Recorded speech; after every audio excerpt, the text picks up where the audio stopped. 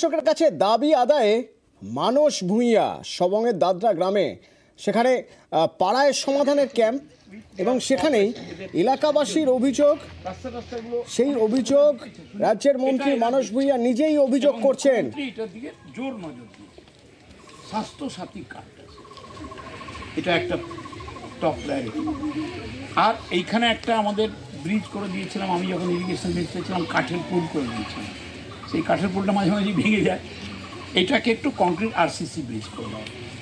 এই সামনেই স্যার একটা সতীর খাল আছে, সতীর খাল, এর দু সাইডে ওই ওয়েস্টার্ন পার্টে একটা কাঠের ব্রিজ আছে, এখানে একটা কাঠের ব্রিজ। দিগ্বিজয় আমার সঙ্গে রয়েছেন। দিগ্বিজয়, এক অন্যরকম ছবি আমরা দেখছি, যেখানে এলাকার মানুষ হিসেবে, স্থানীয় হিসেবে তিনি হন না রাজ্যের মন্ত্রী, কিন্তু মানস ভূঁইয়া তিনি দাবি আদায়ের জন্য মহকুমা শাসকের কাছে দরবার করছেন যখন পাড়ায় সমাধানের ক্যাম্প হচ্ছে।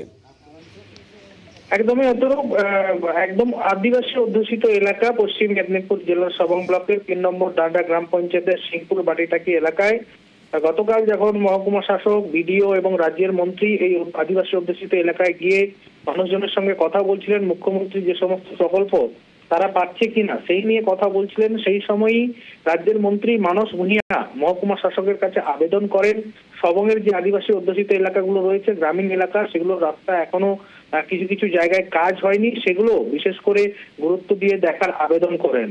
যথারীতি একজন মন্ত্রী তার বিধানসভায় সবংবাসী হিসেবে তিনি মহকুমা শাসকের কাছে এই রাস্তা নিয়ে আবেদন করেছেন। ধন্যবাদ।